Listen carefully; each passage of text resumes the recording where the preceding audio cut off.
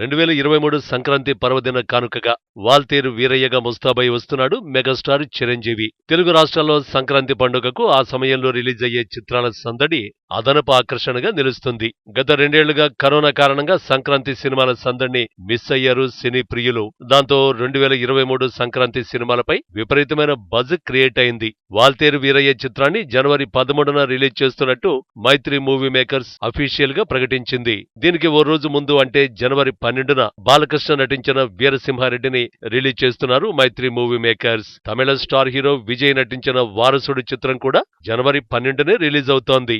మరో తమిళ star hero Ajit నటించిన తెగింపు చిత్రం జనవరి 11న రిలీజ్ కానుంది. ఈ 4 చిత్రాల్లో లేటుగా రిలీజ్ అవుతున్న చిత్రం వాల్తేరు వీరయ్య. పరుగు పందెంలో ముందున్నవాడికే గెలిచే అవకాశం ఎక్కువ.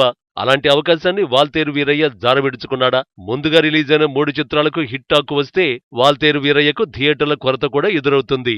చాన్నాళ్ల తర్వాత పూర్తి మాస్ అండ్ ఎంటర్టైనింగ్ రోల్లో చిరు అదరగొట్టేలాగానే ఉన్నాడు. వాల్తేరు వీరయ్య మూవీ సూపర్ అని టాక్ వచ్చినా తగినన్ని థియేటర్లు లేక గ్రాస్ కలెక్షన్స్, నెట్ కలెక్షన్స్ పై తీవ్ర ప్రభావం చూపే అవకాశం ఉంది.